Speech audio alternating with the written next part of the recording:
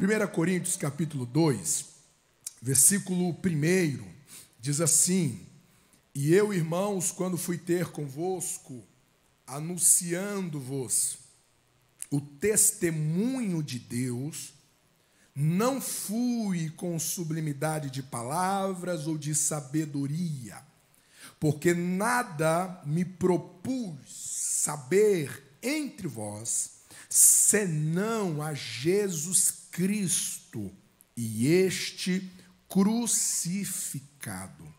E eu estive convosco em fraqueza, e em temor, e em grande tremor. E a minha palavra e a minha pregação não consistiram em palavras persuasivas de sabedoria humana, mas em demonstração do Espírito e de poder, para que a vossa fé não se apoiasse em sabedoria dos homens, mas no poder de Deus. Você pode dizer amém? Senhor Jesus, torna cativo todo o nosso entendimento a essa palavra. Espírito Santo, venha mexer em nós. Nós declaramos que nós somos tocáveis por essa palavra, em nome de Jesus, em nome de Jesus. Amém? Pode se assentar. Louvado seja Deus. Nós estamos concluindo, na próxima terça-feira, a nossa série É Tudo Sobre Ele. Uma jornada que nós propusemos caminhar convosco a respeito de reflexões radicalmente cristocêntricas, a qual tinha como objetivo de arrebatar os nossos olhos, os nossos corações, à centralidade de Cristo. E há umas 2, talvez 3 terças passadas, nós trouxemos esse mesmo texto aqui, iniciando uma ministração que nós não conseguimos concluir, e eu desejo concluir esta noite essa reflexão a respeito do texto que nós lemos. Nós trouxemos naquela ocasião o contexto de 1 Coríntios capítulo 2, quando nós nos localizamos, quando que Paulo ele chega a Corinto. Por que Paulo ele tem essa conclusão quando chega à igreja de Corinto? Ele faz essa decisão que ele falaria não com sublimidades de palavras, não com palavras persuasivas, mas ele colocou em seu coração, ele decidiu no seu coração que ele falaria unicamente a respeito do Cristo, este crucificado. Nós contextualizamos essas palavras, lembrando que quando Paulo chega em Corinto, ele havia saído de Atenas, capítulo 17 de Atos. E nós podemos fazer uma avaliação no capítulo 17, e de um certo modo, parece-nos que Paulo ele não foi muito exitoso em Atenas. Ele não foi tão frutífero como ele havia sido em Bereia, como ele seria em Tessalônica, como ele seria em Éfeso. Em Atenas, ele sofre talvez uma certa frustração em seu ministério ali no Areópago. Percebe que ele vai dizer que quando ele chega para plantar esta igreja, ele chega em fraqueza, ele chega em temor e em tremor. Provavelmente, Paulo, ele carregava no seu coração um certo sentimento, talvez de fracasso, entre aspas, pelo fato de ele ter chegado em Atenas. Nenhuma igreja foi plantada em Atenas. Os resultados de Atenas foi talvez os mínimos que ele pudesse ter. E quando ele chega em Corinto, ele chega a uma conclusão. Por que ele chega a essa conclusão? Se você avaliar o sermão de Paulo em Atenas, no capítulo 17 de Atos, você vai perceber que em nenhum momento Paulo ele toca na cruz. Ele fala sobre o Cristo, ele fala sobre o Criador, ele fala sobre até a ressurreição, mas em nenhum momento Paulo pontua a respeito da crucificação de Cristo. Talvez Paulo tenha chegado a essa conclusão que o fato dele ter ausentado daquele sermão a respeito da crucificação tenha sido a causa de não ter tido um resultado maior. Não temos todas essas respostas. Mas o fato é que quando ele sai de Atenas, ele sai com uma decisão em seu coração, que ele falaria unicamente a respeito do Cristo este crucificado. Talvez o sermão mais filosófico de Paulo, de todo o seu ministério, tenha sido em Atenas. E ele chega a esta conclusão,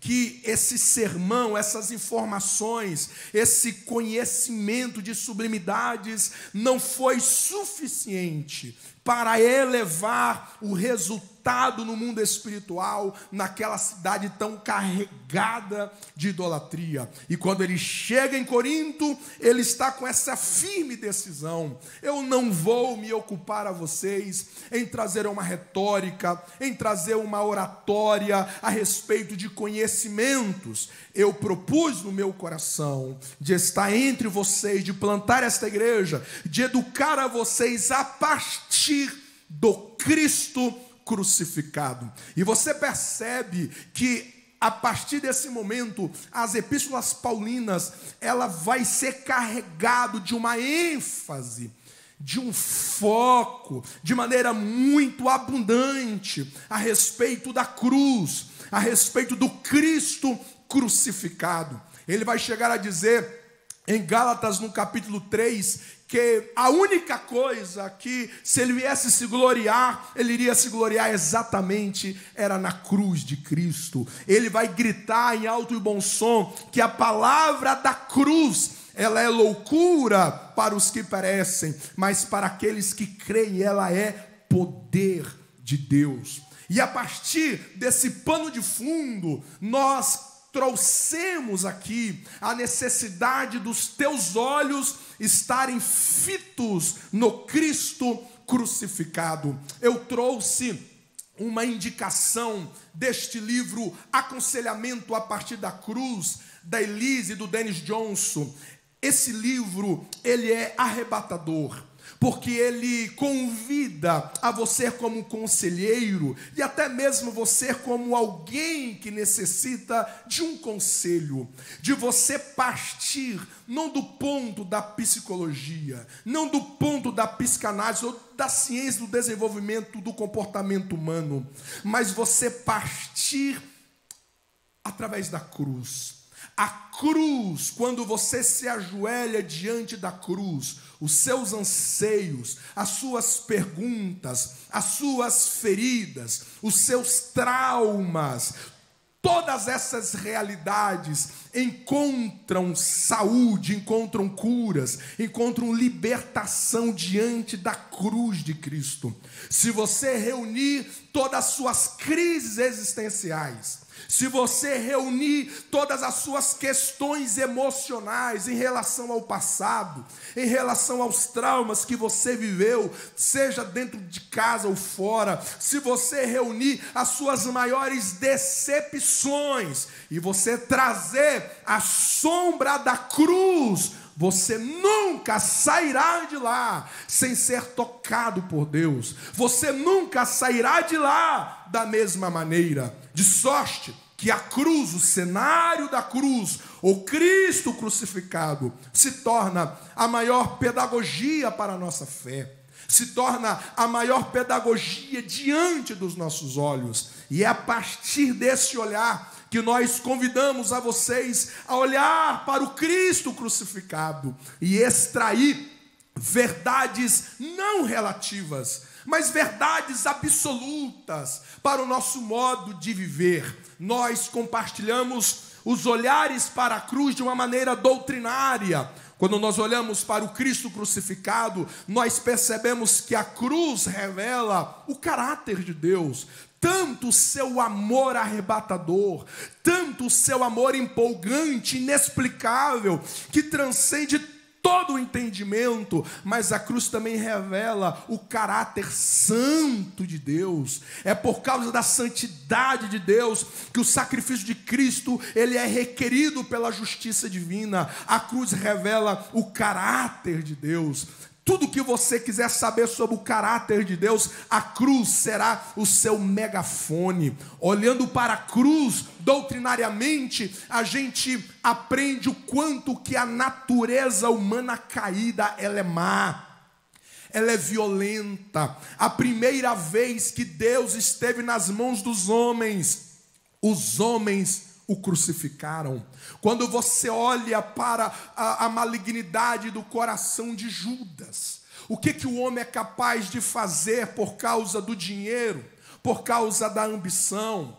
Quando você olha os soldados ao redor da cruz, jogando sorte para ver quem ficaria com as túnicas de Jesus, você percebe como pode alguém ao lado de um moribundo, como pode alguém ao lado de um inocente, perecendo em dores, jogando sorte para ver quem iria se usufruir daquilo que ele havia deixado? Que frieza é essa? A cruz revela a frieza humana, a malignidade humana, a inveja dos fariseus, dos saduceus, dos escribas. A cruz revela o quanto que a natureza caída, ela é má na sua essência, na sua índole. Não subestime a sua natureza caída. Não subestime o que o seu coração caído é capaz de fazer em traições, em malignidades, em enganos, em invejas, em hipocrisia.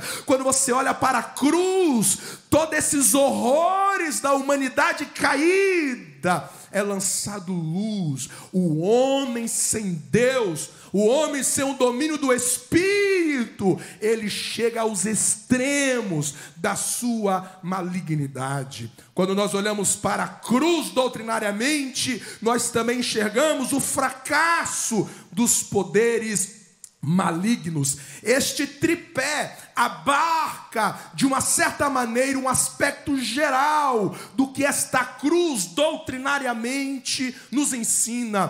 Cada um desses pontos, ao ser desdobrado, nós caminharíamos muito longe à luz das Escrituras. Mas eu me detive em olhar para a cruz dentro de um olhar muito prático, dentro de um olhar diário. Quando nós olhamos para o Cristo crucificado, o que isso tem muito a ver com a minha segunda-feira, com a minha terça-feira? O que isso tem muito a ver com os corredores do meu serviço? O que isso tem a ver com os dilemas do meu matrimônio, com os dilemas com meu filho, com a minha filha, com o meu cônjuge, com o meu patrão, com os meus funcionários? Quando eu olho para o Cristo crucificado, por que eu não posso perder de vista esta cruz em Cristo? Por que eu não posso me distanciar?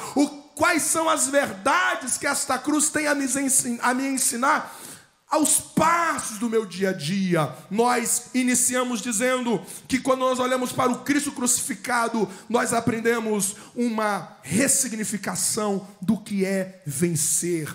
E foi aqui que nós nos detemos, naquela ocasião, quando nós olhamos para o Cristo crucificado. Você olha a partir de todas as referências da antiguidade, qual era o perfil de um vencedor, de todas as divindades da mitologia romana, grega, babilônica, dos sumérios e assim por diante, qual era o Deus da guerra? Sempre era uma figura impostora, sempre era uma figura que ganhava tudo, que ganhava todos, que era invencível.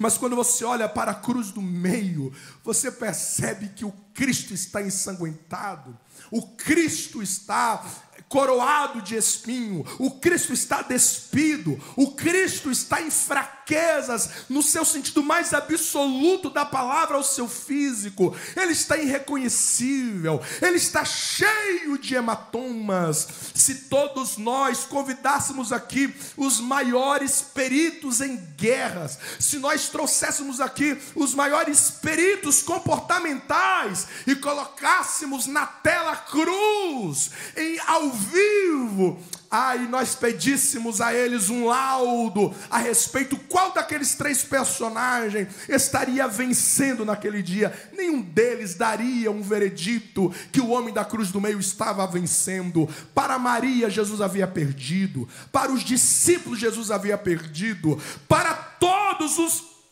as testemunhas ao redor da cruz, para todos eles, Jesus estava sofrendo o maior golpe de derrota ao longo da sua vida. É por isso que o coração dos discípulos vão se amargurar, vão ficar ressentidos, frustrados, decepcionados, porque a morte na cruz seria o símbolo da maior vergonha, da maior derrota do Messias. Era melhor crer que ele não era o Messias, porque como pode o Messias terminar assim? Mas nós aprendemos que o Cristo crucificado vem nos ensinar um outro jeito de vencer.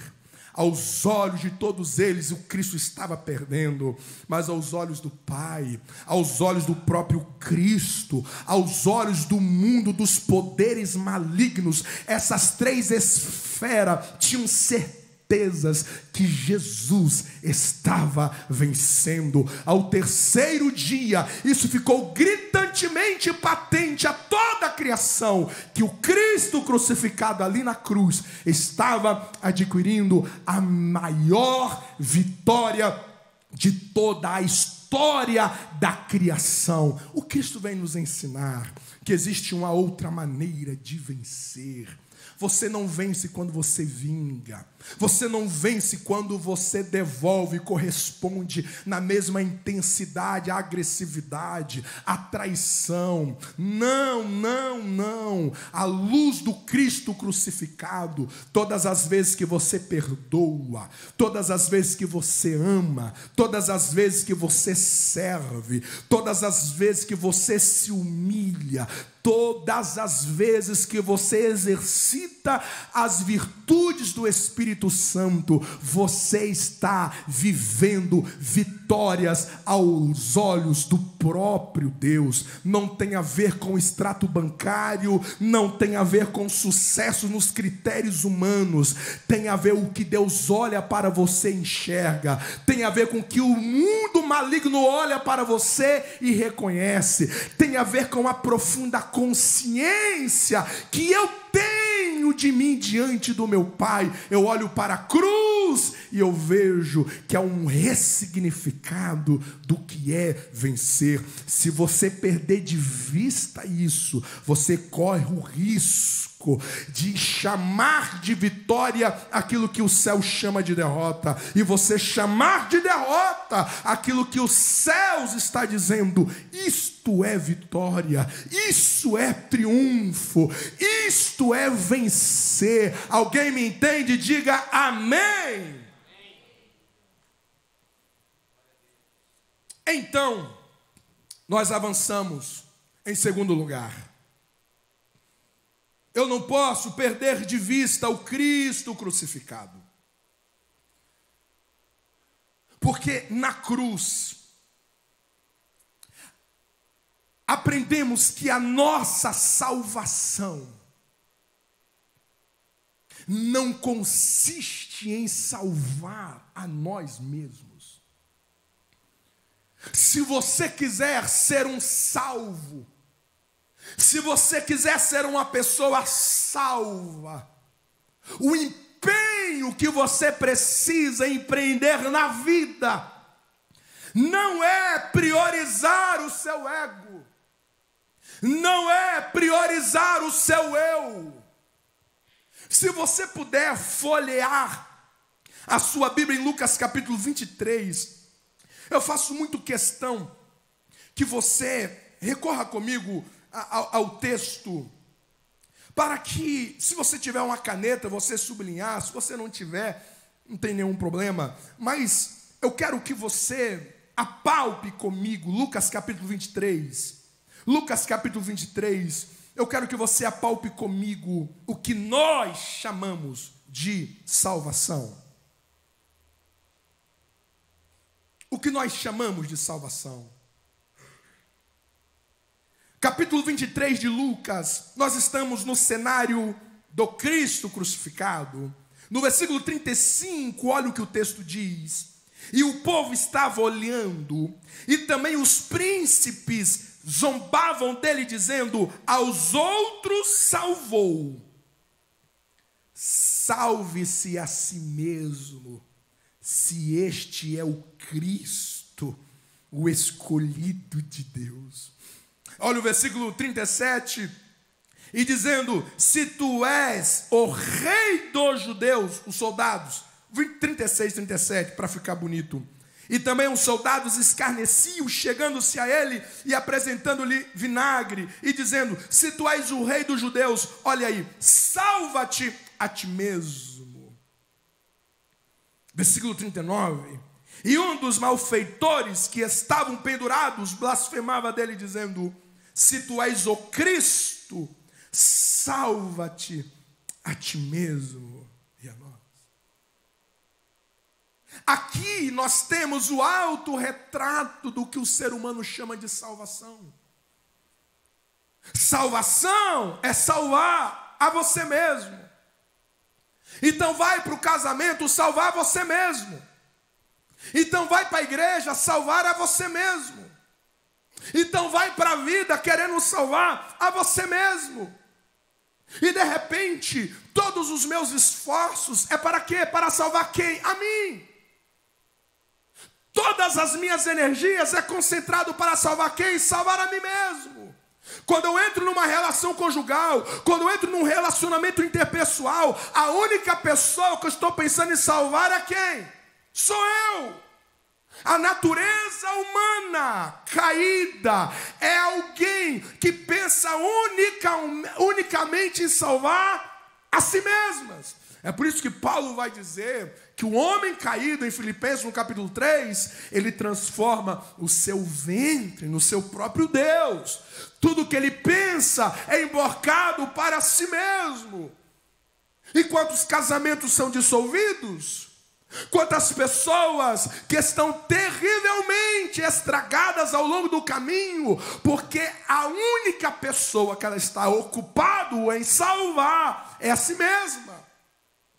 Eu preciso pensar em mim, pastor. Se eu não pensar em mim, se eu não cuidar de mim, quem vai cuidar? E de repente eu vou elegendo que a única pessoa que merece salvação nessa vida sou eu. Numa discussão, numa resolução de conflitos, a minha única ocupação é salvar o meu eu, é salvar a minha razão, é salvar o meu direito. Só que nós temos um grande problema. O grande problema é que Jesus vai gritar bem alto dizendo que aquele que quiser, propuser, se inclinar, fazer da sua agenda de vida a sua autossalvação, querer salvar a sua própria alma, perderá. Se eu concentro a vida em salvar a mim mesmo, eu estou perdendo-me. A forma mais sutil de perdição é quando você intenciona salvar a si próprio. O evangelho não é uma agenda de vida aonde que a única pessoa pela qual me importo sou eu.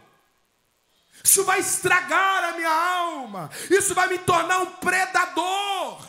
Isso vai me tornar um monstro, porque não há limites para eu proteger os meus direitos, a minha razão própria, de um ego ferido, de um orgulho sangrando. Não tem limites, não tem limites para proteger a minha própria reputação. Eu não meço limites.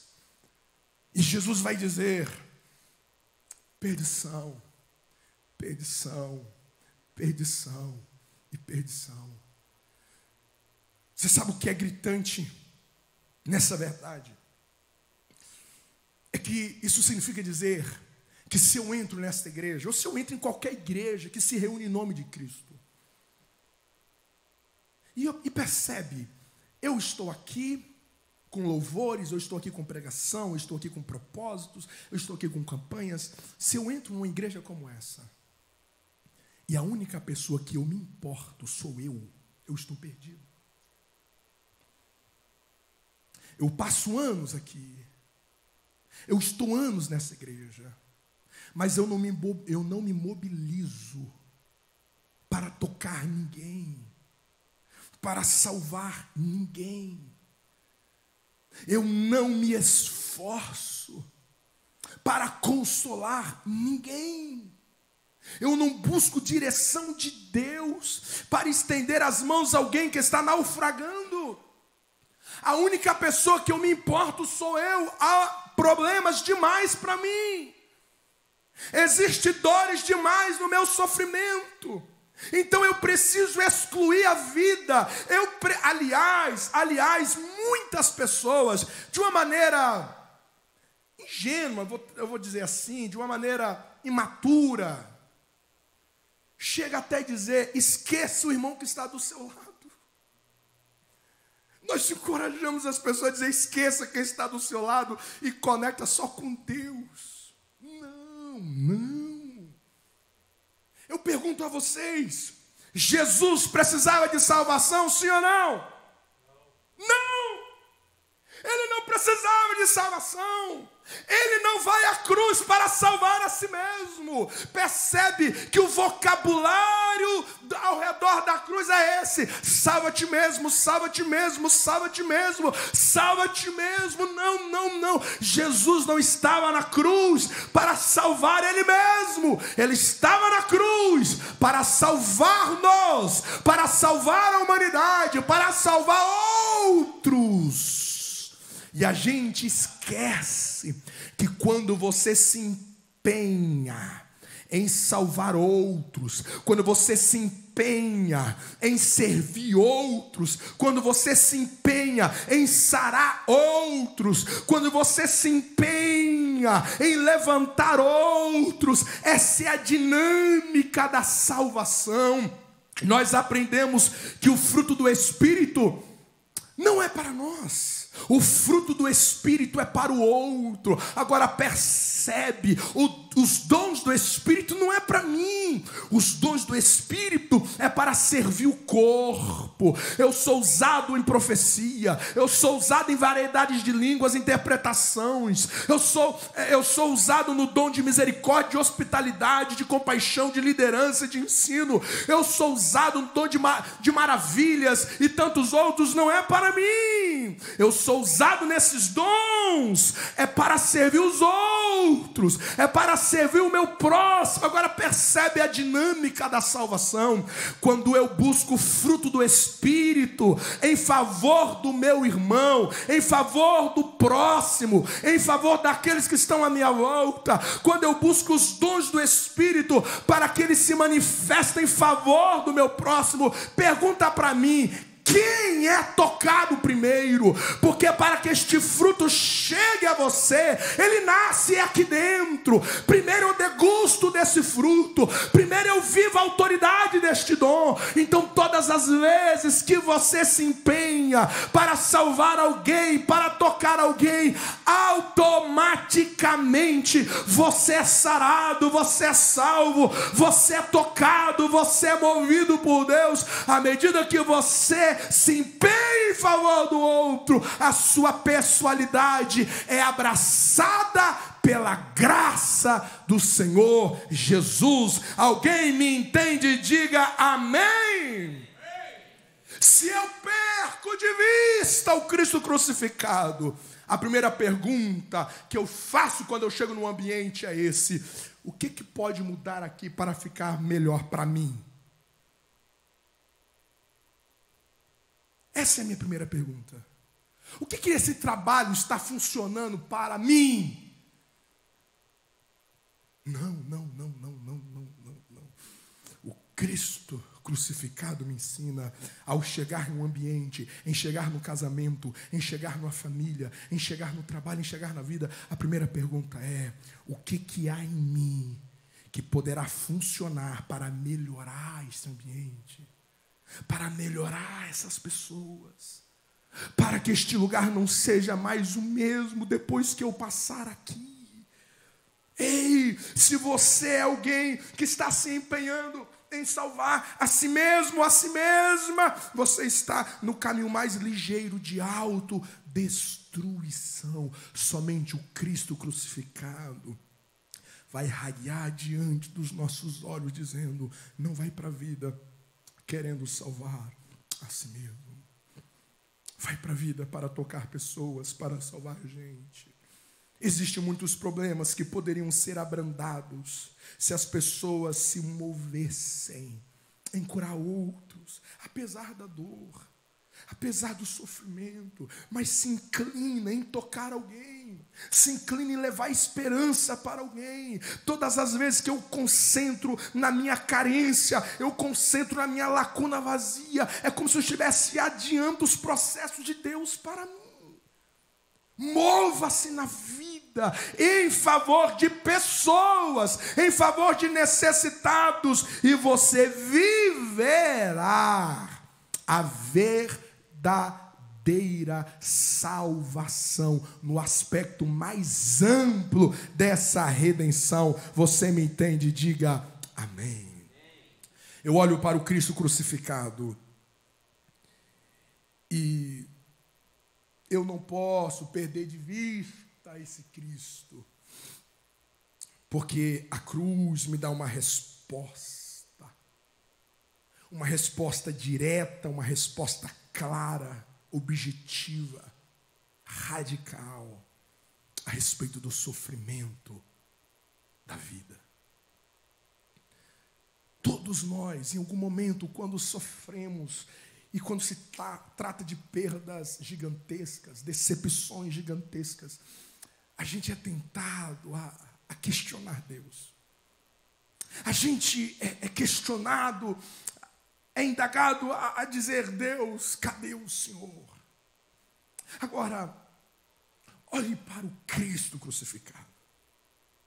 Reúne hoje aqui, faça um exercício hoje daquilo que está lhe causando maior dor, daquilo que está lhe causando maior desconforto, maior frustração. Reúne os momentos mais piores da sua vida. Reúne essas memórias e coloca à sombra da cruz. E passa a interpretar o seu sofrimento a partir do Cristo crucificado. E você terá pelo menos 3 grandes conclusões a respeito do seu sofrimento. Primeiro, você precisa entender que após o pecado todos sofrem. Todos sofrem. O sofrimento não é uma exclusividade de pecadores não redimidos. O sofrimento não tem a ver com o ímpio, com o iníquo. O sofrimento não tem a ver com os rebeldes apenas. É verdade que existem sofrimentos que são consequências diretas de pecados específicos praticados por alguém? Claro que existem. Existem enfermidades que são resultados de pecado? Claro que há. Danos à alma, às emoções, fruto de um pecado cometido por alguém? Claro que é. Existe sofrimento que é consequências imediatas de pecados praticados por alguém. Agora, nós temos muita gente sofrendo no mundo, que são pessoas que não estão colhendo consequências de um pecado específico.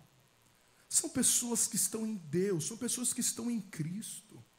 São pessoas que têm buscado a fidelidade, a lealdade, têm buscado as Escrituras, têm buscado os mandamentos. E essas pessoas sofrem com laudos médicos aterrorizantes. São acometidas de enfermidades incuráveis. Passam por falências, passam por acidentes, perdem entes queridos. Isso não tem a ver com pecados específicos. Isso tem a ver Porque o pecado entrou na criação. Uma vez que o pecado entrou na criação, nós não teremos mais ninguém que nasça debaixo deste sol e que não sofra. Todos nós sofreremos. Todos nós sofreremos. Não se engane, aquelas pessoas que você olha no Instagram, com os photoshops, tirando aquelas fotos que você olha, uau, essa pessoa não tem problema. E com o advento do Photoshop, ninguém, primeiramente, é feio. Todo mundo é bonito. Todo mundo é bonito. Eu lembro de uma vez que eu estava pregando numa cidade lá do Pará, no interior do Pará, e eu estava com uma cantora muito famosa, vocês conhecem elas. E eu estava ali, na época eu vendia DVD de pregação, e nós estávamos dividindo o mesmo espaço, né? Na mesa, ela com CDs, a mulher estava bombando na época, e eu, como sempre, lá, o esquecidinho, tal, enfim, estava lá, e chegou um menino, sei lá, deveria ter uns 10 anos, talvez, 10, 11 anos, e ele pegou assim o CD dela, olhava para o CD, olhava para ela, olhava para o CD, aí ele perguntou bem assim, quem é essa daqui? Aí ela falou assim, sou eu! Ele disse, não, essa aqui é bonita. E ó, perna para quem tem. Os photoshops mexem com as aparências. Mexe. E os photoshops trazem uma ideia que ninguém sofre. Engano. Não há ninguém que você possa apertar a mão e conhecer que não esteja latejando em algum lugar da vida. Não há ninguém. Enquanto vivermos aqui, vai latejar em alguma área da vida. Vai latejar. Olha para o Cristo crucificado e não se embriaga com aquela pergunta: por que o justo sofre? Nós nunca teremos essa pergunta do jeito que a resposta do jeito que nós queremos. A resposta é: porque uma vez que o pecado entrou no mundo, todos sofrem, inclusive Deus. Inclusive Deus. Ninguém, e aqui está a grande voz do Cristo crucificado. O sofrimento, antes de afetar um homem, afeta primariamente Deus. Ninguém sofreu como o próprio Deus. Ninguém. E se você dá um zoom na pessoa do Cristo, isso se torna ainda mais absurdo. Porque talvez você pense que o sofrimento de Jesus se enquadra naquelas últimas 24 horas da crucificação. Engano. Se você estudar Cristologia, se você ainda não fez o ET Blue, deixo aqui a minha recomendação. Vá, corra. E você aprenderá na doutrina de Cristo que o sofrimento do Verbo encarnado não começa 24 horas antes, quando ele é preso lá no Getsemane, não. O sofrimento do Cristo inicia na eternidade. Na eternidade. Antes da fundação do mundo, quando o Cordeiro foi imolado na eternidade, ali se inicia o sofrimento do Cordeiro de Deus. O Cristo, o próprio Deus encarnado, sofrerá. Imagina a mim, imagina você. Você não pode desistir a sua fé. Você não pode fazer a sua esperança esmorecer por causa do sofrimento, porque eles vêm a todos. Agora veja, viva uma vida digna de maneira que muitos sofrimentos que podem ser evitados, sejam evitados. Esses sofrimentos que se você falar menos, você não vai sofrer. Esses sofrimentos que se você perdoar, você não vai sofrer. Então existe uma dinâmica onde que existe realidades que eu posso evitar, mas existe outras que mesmo você vivendo as virtudes de Deus, tudo que Deus manda você viver, você vai sofrer de alguma maneira, porque o pecado está na criação. Olhe para o Cristo crucificado e você aprende sobre o sofrimento, que as injustiças não são páreo para a nossa identidade e propósito. Não é isso que mais te importuna? Não é isso que mais nos faz ficar irados? Eu não mereço passar por isso. Eu não mereço sofrer isso. Quem que ela pensa que eu sou? Quem que ele pensa que eu sou? E quando nós estamos diante da injustiça, nós flertamos com a autopiedade. Quando nós estamos diante da injustiça, a gente flerta com a autocomiseração, com o autovitimismo. Eu sou coitado mesmo, tá vendo? Eu não merecia passar por isso. E o que a gente não percebe é que quando nós vamos flertando com autopiedade, com autovitimização, olha a minha fidelidade ao Senhor, eu não merecia, Deus não poderia deixar eu passar por isso. Não, como que Deus me ama? Se Ele permite eu passar por essa perda, eu passar por essa frustração. E quando eu vou flertando com esses pensamentos, isso vai adoecendo a minha alma, isso vai adoecendo o meu espírito, isso vai adoecendo o meu coração. Quando eu olho para as injustiças contra mim e eu me revolto e eu fico sangrando, eu não percebo que quando eu reajo assim, eu estou permitindo que o meu ego e a minha presunção assume o pedestal do meu coração. Todas as vezes que você reage diante de uma injustiça com uma autodefesa, você está flertando com a presunção. Quando você fala, eu não merecia passar por isso, então eu vou me armar para me defender. Você está flertando com a soberba. Você está flertando com a soberba. Olhe para o Cristo. Olhe para a 1 de Pedro. E você vai ver que Pedro vai dizer o seguinte: se você sofrer por uma causa que você, como consequência de uma causa tua, você está sofrendo porque você está colhendo o que plantou. A única maneira de você ser um bem-aventurado diante do sofrimento é quando você sofre injustiça. Então, quando você estiver passando por injustiça, Pedro vai dizer, você é um bem-aventurado, então regozija a sua alma, porque você está parecendo exatamente com Cristo. Estão falando mal de você? Estão te traindo? Estão querendo te sangrar? Estão querendo te matar? Estão difamando você? A pergunta é, isso é inveja? Isso é malignidade? Sim. Então você está sendo injustiçado? Sim. Então, assenta no seu coração, assenta no seu coração. Assenta no seu coração que a pior injustiça contra você, ela nunca será determinante sobre a sua identidade.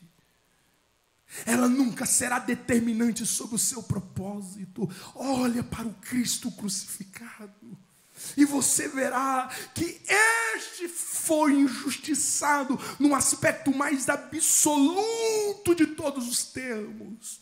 E fala para mim, o que essas injustiças foram capazes de fazer a Jesus? O que essas injustiças foram capazes de neutralizar o propósito de Jesus? O que essas injustiças foram capazes de deformar a identidade de Jesus? Nada foi alterado na sua identidade. verdade, nada foi alterado no seu propósito, porque quando você se move no mesmo Espírito do Cristo, nenhuma injustiça é capaz de deformar quem você verdadeiramente é aos olhos dos céus. Nada é capaz de parar o seu propósito. Então não gaste energias, não perca a sua paz por causa das injustiças. Viva olhando para o Cristo crucificado e diga: eu sei quem eu sou. Estão dizendo ao redor da cruz que eu sou um impostor, estão dizendo ao redor da cruz que eu sou um enganador, estão dizendo ao redor da cruz que eu sou um falso Messias, mas eu ouvi do céu uma voz que gritou para mim: eu sei que tu és o meu filho amado, a qual a minha alma se compraz. Eu sei quem Deus sabe que eu sou. Eu sei quem o meu Pai sabe que eu sou. Veio com as pedras, veio com a lança, veio com as coroas, venha com os azorragues, venha com todas as torturas emocionais contra mim. Nada disso vai impedir de eu cumprir o meu propósito. No alto da cruz, Jesus grita bem alto, dizendo: está consumado. A negação de Pedro, a traição de Judas, a inveja de Anás e Caifás, a covardia de Pilatos não foram capazes de evitar Jesus de cumprir o seu propósito. Eu venho esta noite liberar uma palavra para você. O diabo quer que você perde a sua paz diante das injustiças. O diabo quer que você perde a sua alegria diante das injustiças. Mas eu venho na autoridade desta palavra. Mantenha a sua confiança em Deus, mantenha a sua esperança em Cristo, porque nenhuma injustiça é capaz de alterar a sua identidade diante de Deus. Nenhuma injustiça é capaz de impedir você de concluir o seu propósito sobre esta terra. Quem recebe esta palavra, aplauda o nome do Senhor Jesus. Desarma as suas injustiças. Ah, pastor, o senhor não sabe o que me falaram de mim, para ele ou para ela. Ah, Deus sabe te defender. Haverá uma manhã de domingo que todos saberão que aquele que estava na cruz do meio, ele não era criminoso. Haverá um dia em que Deus advogará todos os seus filhos. Por que as injustiças te assombram tanto sobre você? O que as pessoas estão fazendo contra ti? Elas estão tratando de maneira que você não merece. Não deixa que isso venha sangrar a sua sobriedade, o seu equilíbrio. Não deixe. O Cristo crucificado me ensina que nós seremos injustiçados. Todavia, isso não comprometerá a minha identidade diante de Deus. Agora, se você entregou a sua identidade nas mãos das pessoas, então você terá sérios problemas. Ah, se você pregou para você mesmo, dizendo que o seu propósito depende de tudo ir muito bem na sua vida, então você terá sérios problemas. Se você acreditou naquela mentira, que você vai ser essa mulher usada, você vai ser este homem usado, você vai ser essa pessoa que vai se doar mais para o reino, quando todas as coisas estiverem tudo muito bem, então você terá sérios problemas. Nem os cravos, nem a coroa, nem a pressão espiritual foi capaz de impedir de Jesus cumprir o seu propósito. O que você está vivendo hoje, que é é maior do que o sofrimento de Jesus? Qual é a desculpa que eu estou contando para mim mesmo? Qual é a mentira que eu estou contando para mim mesmo? Que eu não estou me movendo no reino, eu não estou me movendo na minha vocação, eu não estou me movendo no meu ministério. É por causa disso, existem esses vetores que estão comprometendo o meu fluir. Diante da cruz, tudo isso cai. Tudo isso cai. No Novo Testamento, o homem que talvez mais produziu no reino de Deus, ele produziu de dentro de uma prisão subhumana. E você sabe o que as prisões de Paulo nos ensinam? Que o desconforto da vida nunca será uma desculpa para eu não ser e nem fazer o que Deus me chamou para ser e fazer. Porque de zonas de desconforto esse homem estava atolado. E olha o quanto que ele produziu. No seu desconforto, nas suas lutas, nas suas batalhas, nas suas dores. O seu propósito precisa continuar fluindo. O seu propósito é maior do que a sua dor. A sua missão é maior do que a sua dor. Você não pode negociar isso. Você não pode negociar essa certeza. Você me entende? Diga amém. Eu termino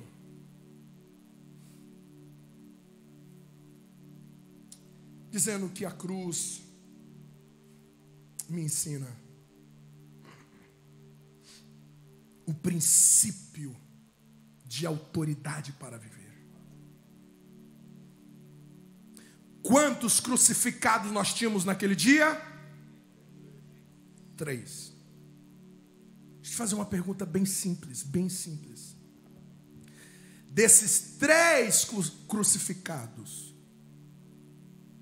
quantos deles estavam ali espontaneamente?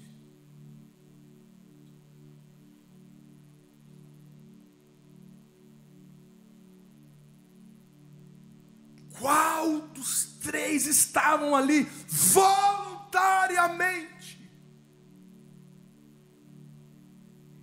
Você consegue entender que o princípio de autoridade de Jesus, por que que aquele que estava na cruz do meio até hoje salva? Por que que aquele que morreu na cruz do meio dessa vida sai poder e autoridade para o mundo espiritual e para o mundo visível? Porque este estava ali. Não foi por uma obrigação, não foi por uma imposição. Ele estava ali espontaneamente.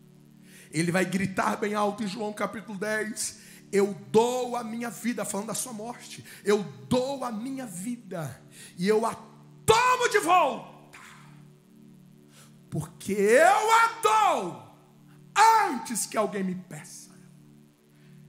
Então não foi Pilatos que matou Jesus, foi Jesus que se doou em vida. Então não foi Anás e Caifás que matou Jesus, foi a sua vida derramada espontaneamente. Ei, você já parou para pensar que a autoridade de Jesus na vida, ela consistia, porque tudo que Jesus fazia, Jesus não fazia querendo receber reconhecimento. Você já parou para pensar que Jesus nunca fez algo com segundas intenções próprias? Tudo que Jesus fazia com espírito de amor, nunca buscando o seu próprio interesse. Você já parou para pensar que a autoridade que você terá sobre a vida dependerá o quanto que você se move, não por obrigações, mas por espontaneidade no espírito?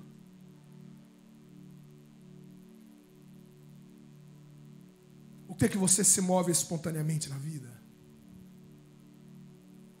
Qual é o grau, qual é a radicalidade da sua intencionalidade?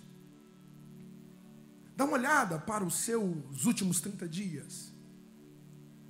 Quais foram as suas últimas experiências que você se antecipou à necessidade de gentes, de pessoas? Você antecipou, você não esperou alguém solicitar, não, você antecipou, você viu, percebeu e se antecipou com uma demonstração de amor, de cuidado, de zelo, de compaixão, de misericórdia. A sua autoridade de viver está nisso. Por que que todos nós, 99% dos políticos da nossa nação não tem crédito de moral para conosco? Porque nós sabemos que toda essa relação é interesseira. Quando existe uma relação interesseira, perde a autoridade. Perde a autoridade. Isso tem a ver com filhos. Isso tem a ver com cônjuge. Isso tem a ver com a vida. Aonde que você está? Você está com o espírito de espontaneidade? Você está nesta noite? Qual é o nível da sua espontaneidade de servir esta igreja? De adorar Jesus? Qual é o nível da sua voluntariedade no reino de Deus? O quanto que você tem tocado pessoas antecipando, seja com coisas físicas, necessidades físicas, uma doação de roupa, o pagamento de uma energia, de uma água, a mensalidade de uma faculdade de alguém, um remédio para um idoso, uma cesta básica para um necessitado, ou emocionalmente. Eu olhei para você, meu irmão, e eu senti no coração e orar por você agora. Deixa-me orar por você. Deixa eu te dar um abraço. O nome desse abraço é amor. Eu quero comunicar o amor de Deus por você, minha irmã, meu irmão. Quando você se move com o princípio da espontaneidade no espírito, você tem autoridade no mundo espiritual. Porque tudo aquilo que você se move por interesse próprio, isso é soberba, isso é presunção. A Bíblia diz que a soberba é o combustível que Satanás utiliza para explorar realidades. É por isso que Tiago vai dizer: humilhai-vos diante de Deus, resistiu o diabo e ele fugirá de vós. Porque quando você se humilha, você está dizendo: não há em mim soberba. Se não há soberba em você, você tem autoridade para resistir o diabo. Sabe por que que o diabo tem sucesso em muitos casamentos? Porque estão querendo expulsar Satanás, mas com o coração inflado de soberba e de próprio interesse. Não vai nunca ter a vitória no mundo espiritual. Nunca terá vitória no mundo espiritual. Se você quiser ter autoridade na vida, se você quiser ter autoridade no mundo espiritual, se você quiser ter autoridade de viver, experimenta aí para a vida, banhado pela espontaneidade. Crie uma agenda de ofertas. Seja oferta de tempo. Oferta de tempo. Seja oferta financeira. Experimente ofertar na vida de pessoas espontaneamente. Espontaneamente. Nunca me esqueço de um irmão, de uma história nessa igreja. O irmão muito bem financeiramente. Muito bem financeiramente. Um outro irmão simples sentiu no coração de lhe dar uma oferta. Ele disse: eu estou doido. Porque esse irmão, o que ele ganha no mês, talvez eu não vou ganhar a minha vida inteira. Eu estou doido, deve ser o diabo que está falando na minha mente. Não, é Deus mesmo. E ele venceu todas as batalhas do coração e ofertou esse irmão. Quando aquele irmão pegou aquela oferta tão simples, ele começou a chorar. Ele começou a chorar. Porque ele pensava assim: muitas pessoas se relacionam comigo apenas para receber. Será que tem alguém que se relaciona comigo assim, para me abençoar? E naquele dia, aquela oferta quebrou a batalha que aquele coração estava passando. Porque você não oferta às pessoas só porque elas necessitam. Deus necessita de alguma coisa? Deus necessita de alguma coisa? Não. E nós o ofertamos todo o culto. Oferta não é para quem necessita unicamente. Oferta é expressão de amor, de zelo, de cuidado. Vai para a vida. Oferte-se às pessoas. Surpreende-se às pessoas. Nós louvamos.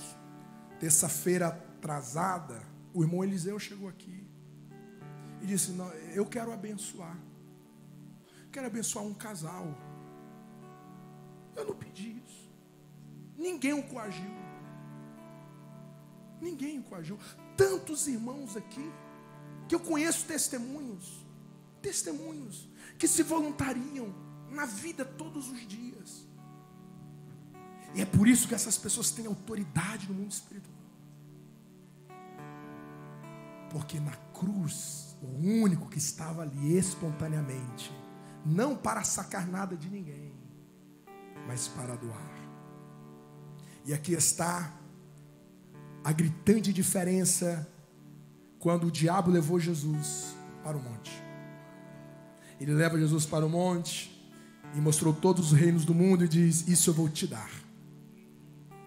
O diabo leva Jesus para o monte, dizendo: eis o monte para você poder receber.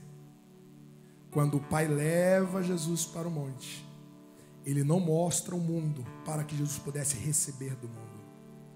Ele mostra o mundo para que o Filho pudesse se doar em favor do mundo. Você quer ter autoridade na vida e no mundo espiritual? Mova-se com o princípio da espontaneidade.